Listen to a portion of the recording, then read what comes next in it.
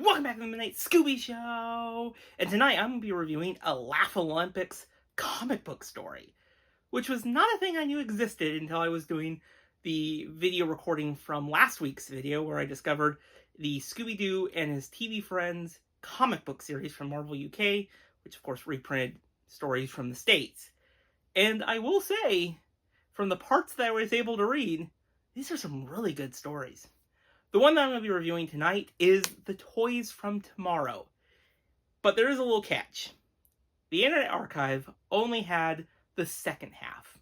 So I didn't really have access to how the story started. So it did take me down another internet, rabbit hole of searching to see if I can at least get something from the first half to talk about.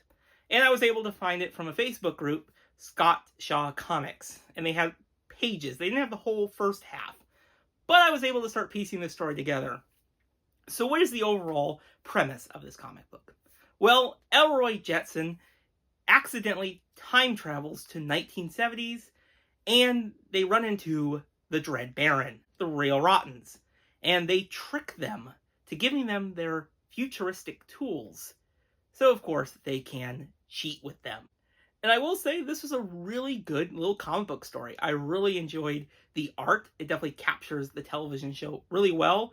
And I really like the idea of mixing in the Jetsons and using time travel for that to happen, and how they're now allowing the Real Rottens to get some technology that they otherwise wouldn't have to basically win the whole competition.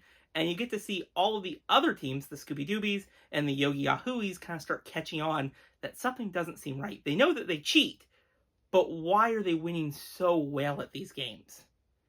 And you feel really bad for Elroy, because really you can tell from the first half that they definitely were getting into some trouble that they shouldn't have, and they were escaping a robotic guard and that caused them to time travel.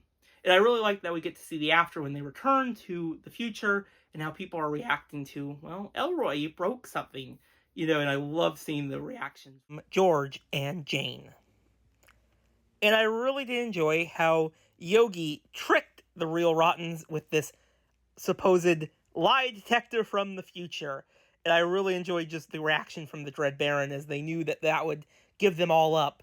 And it did work, but there was absolutely nothing in this box. But yeah, this is a great little comic book story, and I would definitely recommend you reading it if you have not yet. Before I end this video, I want to mention the exciting news that came from Warner Archives, that they're releasing the complete series of Scooby's All-Star Laff-a-Lympics.